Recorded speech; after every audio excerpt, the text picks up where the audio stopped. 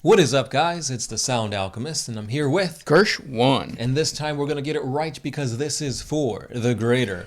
This is a video series where we answer the questions left by you, the viewer. If you, you the viewer. I thought you were pointing at the thing. Yeah, the viewer. Yeah, you are the viewer. If you have a question for us, comment down below. But make sure to put question in front of your question because we get those questions first.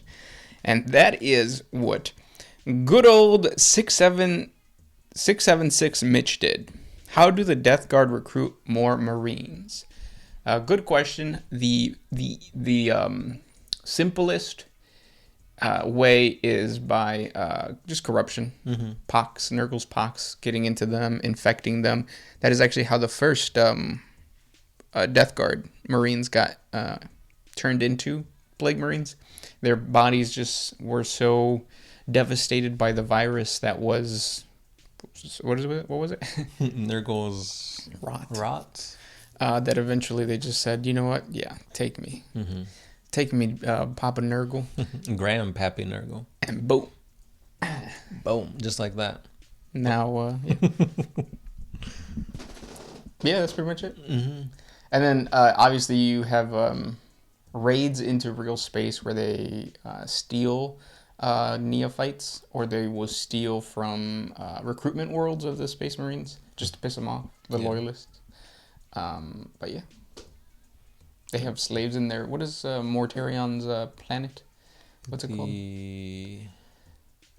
Oh, come on. It's like a demon world. Yeah, it's on the tip of my tongue, and I wish it wasn't.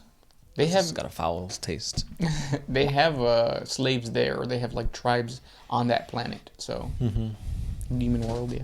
Pox walkers. Yeah. Pox crawlers. Pox everything. Pox healies. Next question. It's not a question, but Ed Boy says, I love all the Chicago/Midwest references. Like Portillo's Italian beef with cheese fries is top tier. It is. I like to get mine extra wet. I hate it being wet. How do you eat soggy bread, bro? Because you don't even have to chew it. Exactly, that's nasty. It just goes down your gullet. Oh. It's delicious. It's making my mouth water. Damn, now I want Portillo's. But the thing that sucks about Portillo's is that the line is always crazy. And right now, because of COVID, none of the Portillo's. Well, I think there might be one, but it's pretty far, that's open. So you have to get in the line. You have to get in the line, and sometimes it like wraps around the place, goes out into the street. Yeah, it's just a terrible. Sometimes you have experience. Like police trying to dictate traffic so people can get in their Portillos. When you have police doing that, that's crazy, man. I can't even imagine like if you order that for lunch, like you don't have a lunch. Yeah, just tell your boss I'm gonna be late today. Yeah, an hour late. I'm gonna get Portillos. But then he's like, "Oh, get us all this." That's true. Yeah. You'll be excused. DoorDashers and Uber Eats drivers and all those people love Portillos though. You just park outside of Portillos, you wait, and you get so many orders. You guys got that flash pass for Portillos. Basically, yeah. I'm gonna start lying and say I'm a DoorDasher. But yeah, thanks for making my mouth water. Next question comes from Ancient Chuck. Is Bridget B an agent of Slaanesh? Have you been corrupted, brothers? Oh, for sure. Bridget B is definitely a chaos demonette, and we have succumbed to the temptations of she who thirsts. We have succumbed, indeed. Yeah. And the thing about demonettes too is like when you look at a demonette, you don't see the putrid ugliness. You see your wildest desires manifest. Bridget B. You see Bridget B. So does that mean that everybody's interpretation of Bridget B is different? Maybe. How do you see her? MILF? Do you know what Mike Jones looks like? Yeah. Like a Ninja Turtle? Yeah. Like that. That's sexy with the to me. grill, the do-rag. Yeah. And I always, every time I look at Bridget B, I always think of that phone number. 281-334-8004. Who said that? That was Mike Jones. That was Mike Jones? Yeah, I wonder if that number still works. Is Mike Jones the guy who didn't curse? Or was that the other guy? Chameleonaire? Charmeleonaire? I think he's Charizardinaire. Now. Oh, back in the... What was that? Early 2000s? That was middle school days, yeah. Yeah. Yeah. But that's cool that you find Mike Jones attractive. Do I though? I mean, if he's a demonette. If I'm seeing him when I look at a demonette, but it's like, how do we know when we're looking at demonettes? Maybe everybody's a demonette, and like we're all projecting our attractivenesses. Well, no, it's only when you are attracted to that person. So, for example, if you're cisgendered, then you're not as corrupted. But if you're bi, then you're really corrupted because your pool of attractiveness has just doubled, essentially. Yeah. What if you're asexual? Then Slanesh has no power over you. Then you're a null. You are a blank. A blank canvas for chaos to paint all over you. Yep. And that's how, what was the saying?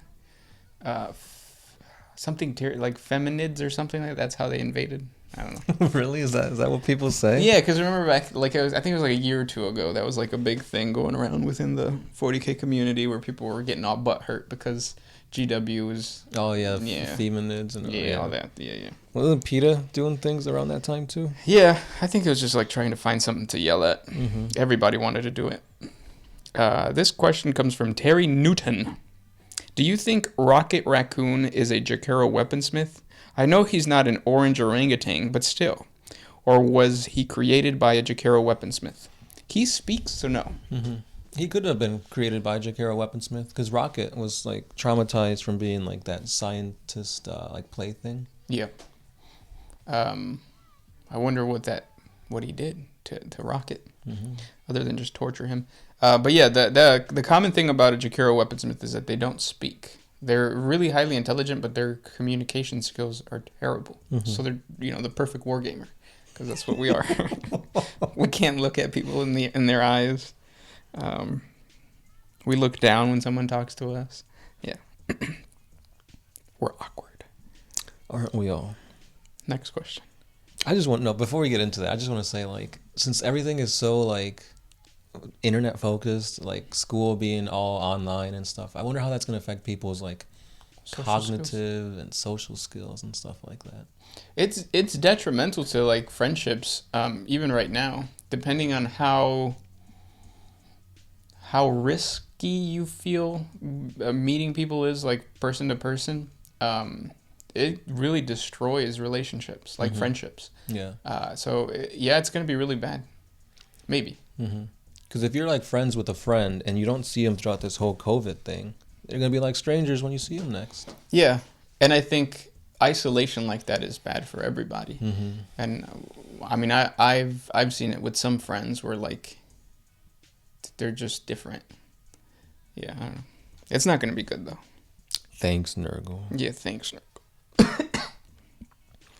This one's by Jefferson Heinrichs. Why hasn't the Militarum weaponized the flesh eater virus to bear against NIDS? Just put it on a boarding torpedo or something. Because they adapt. It's kind of like why we don't use, in America, we don't like, or in the U.S. I should say, we don't like using antibiotics right off the bat. Whereas like if you go to Mexico, you can get antibiotics over the counter. And it's because of the mutation factor. Right. Yeah. It's like you're gonna bomb the Tyranids with like this flesh eater virus, but then wait a few hours. Now the hive mind knows how to counter it, and they'll be even stronger. Yeah. This question comes from Danny Keene. How are the Sisters of Battle so badass? Are they augmented in any way, genetically or artificially? Yeah. Yeah. They have faith in the Emperor, and faith will get you places. But in reality, what that means is they got robot arms, they have extreme training. Because you got to remember that most Sisters of Battle come from the... No. Yeah. Is it the Scola Progenia? Yep. Oh. So they're orphans, and from birth to like probably the time that they get recruited by the... different orders. Yeah. They are just trained warriors, as tough as like a Khazarkin, or not a Khazarkin, but what are they called? Tempestus Scions, an Inquisitor, all that kind of stuff. Yeah. So they're the best of the best. They're highly trained, highly militaristic, and the Emperor loves them enough to give them miracles. So. Yep. Put all that together and you got some badass women nuns. This one's by Twist Snake Ankle Videos. Yeah, I can't express my gene seed because the chapter decommissioned my drop pods. Know what I mean? I hope I know what you mean. Decommissioning. It's bad for everybody. Mm-hmm. This isn't a question. What kind of a question? He said, this is by Codester Burn Dog. Irrelevant to Warhammer. Gersh, is that your aerosol? Question mark. How can I find more flicks of your stuff? Ha ha ha. So this right here, I'm guessing this is what you mean by it. This is a piece. So I wonder where you're from, where you think this, or where you use the term aerosol instead of saying like a piece or, yeah. But no, this isn't me. This is actually a graffiti artist in Chicago by the name of Exhaust. I still think he paints, and you can find his stuff online. Just his name is Exhaust, and yeah, that's it. That's it. Dark Mad Bat. Why are people so obsessed with Space Marine dongs? I know. I can't stop thinking about it. I wake up in the morning, it's there. I go to sleep, I dream about it. I have been having some weird dreams about 40K. Not about Space Marine dongs, but about 40K. And I don't know, I think the fascination with Space Marines is just there because it's like you kind of put yourself in the shoes of like humanity, and you don't want to be an Imperial Guardsman. You want to be the best of the best, right? Mm-hmm. Like if you want to play the Old Republic or any Star Wars game, you don't want to play as like a Stormtrooper. You want to play as a Jedi. A Jedi, yeah. Now the fascination with their penises, because it is like that question of like we think about getting it in constantly. So why wouldn't the Space Marines? And that's kind of like that's where the disconnect is, and that's where the questions come from. Mm-hmm. And also the mystery. We've never seen a Space Marine dong. That's true. It's like, what does it look like? Mm-hmm. Can they dock like entire people? Probably. Mm-hmm. Do they have two? Because they have two hearts. Why wouldn't they have two dongs? They could be diphallic. Triphallic, maybe. Or is that just Slanesh? Who knows?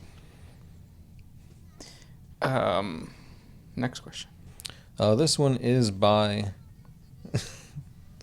Dintran. If a flayed one wore orc flesh, would the colors from the orc add bonuses, such as purple for being more sneaky flayed ones, or red for faster flayed ones? No, it wouldn't, because it only works with WAAAGH energy, and if you flay an orc, he's dead. It would release a bunch of spores, though.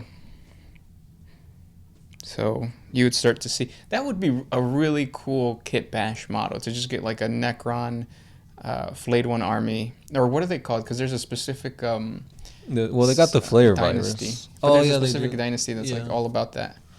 But it would be cool to see them coming out, and they're just like riddled with like fungus and like squigs are running around. You could easily kit bash that with the Gloom Spire guys from Age of Sigmar, because they're very fungusy, mushroomy. And you know what's crazy about Age of Sigmar compared to 40K? Like, you get a box of flayed ones. I think we've talked about this on the channel before, but you get a box of flayed ones, you get what, 10 for $50 or 10 for $30? And then you jump over to Age of Sigmar and you'll get like a squad of 30 for the same price. And it's like, what? Why wouldn't you like take the extra step and just get the Age of Sigmar stuff and kit bash? Right. And it's not like, oh, they have square bases. They don't. They have circle bases now. Mm-hmm. So, is it modern problems require modern solutions? Elon Musk believes so. This one is by Dintran. Which Primarch do you think would make an OnlyFans? And which Xeno would you want one to have one as well? Excluding Slanesh. Dang. Because I was going to say, easily Fulgrim would have an OnlyFans. Yeah, but if you exclude that, you kind of have to think about, like, who likes attention? Or, so who lacks attention and therefore needs to, like... Needs an outlet. Yeah. So I bet you it would be Perturabo. I could see it. Dude's thick. Yep. And he's a good, like, do-it-yourselfer. Like, he made his own power armor, so he could show us, like, quick how-to DIY videos. Yep. And I would watch that on OnlyFans. What about Xenos? I would be scared of getting Dark Eldar Oh. accounts because it would be like everything would be nice until they bring out high heels and a baby bunny or a bunny and they step on it and that'd be gross. So probably not them. Tyranids, I don't like small holes. Nurgle, I don't like small holes. What Xenos? Necrons? Ah, I don't like sharp edges. yeah, I don't like getting cut. I don't like necrodermis. That's true. I'm not necrophiliac.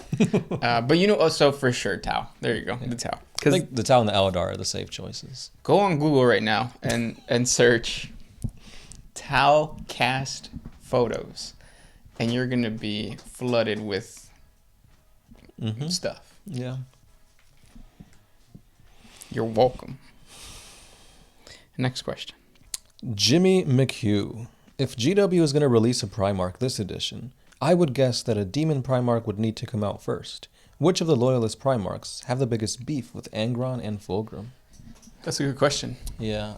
I feel like we already have 2 Demon Primarchs and only 1 Loyalist. So I feel like we need to even the scales. It's true. But that does bring a good point. But no, because Gilliman never really had any beef with Magnus or Mortarion. If anything, it should have been Leman Russ versus Magnus. That should have come out at the same time. So yeah, I don't think Fulgrim, Iron Hands, but He's dead. He's dead. So I don't know. Yeah.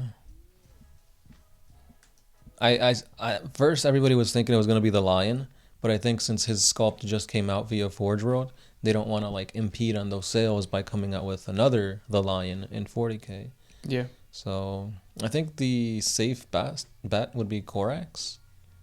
I forget about him. Jagtai Khan. Yeah.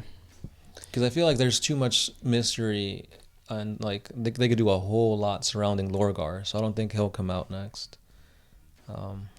No, but I do think Sanguinius is going to be the next Primarch, just because it's he was dead and now he's back. There's something up with that. Yeah. Yeah. This next question comes from GFish17. Will the Emperor ever return to save humanity? His mission isn't complete. Will he decide to expand the capabilities of the Space Marines?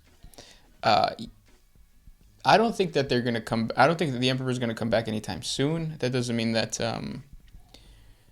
he's never going to come back. I think eventually we will have some form of the Emperor coming back, whether that's the God Emperor or a living saint who looks like the God Emperor or something like that. And would he expand the capabilities of the Space Marines? Yeah, because Gilliman did. So definitely possible. Next question. You got one? Brandon Barnett. Are you guys aware that Rachel Starr is way hotter than Bridget B? It's true. That's what he says. Remember that depending on what demonette, or depend on your temptation, they will look different. So to you, that might be the case, but that's because your corruption level is different than ours. You're entitled to your opinion, but we're Team Bridget B. And then Brandon Barnett continues with, I've seen pics of the Emperor with dark hair as well as blonde hair. So which is it? Black. Yeah, I think I've seen more of a brunette Emperor than Fabio Emperor. Right. Even though you got to remember that the Emperor changed, he can change his appearance just like Magnus can, because he's such a powerful psyker. That's how he was. In reality, he was really, really tall, but he would come down to human size just so that he wouldn't be standing out. Yeah. And last question. You got one? Jasky Goff II. If someone killed Lucius, but knew about that caveat where you can't take pride or pleasure from it, would that be a get around?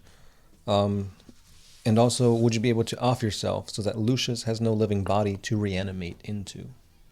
Yeah, I see that.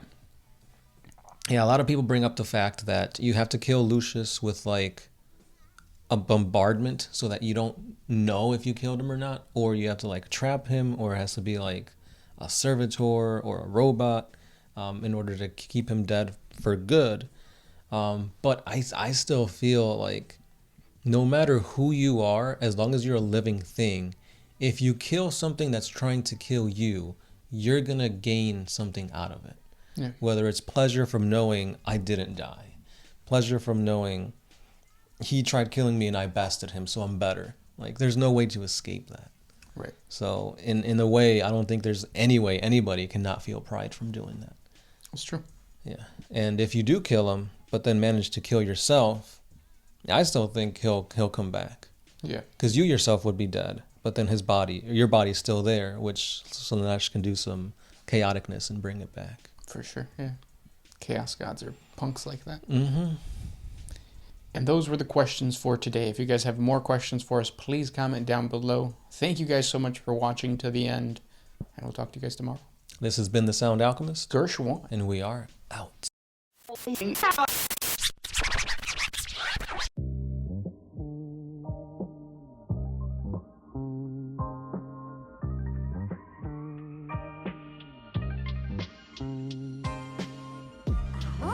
you could put my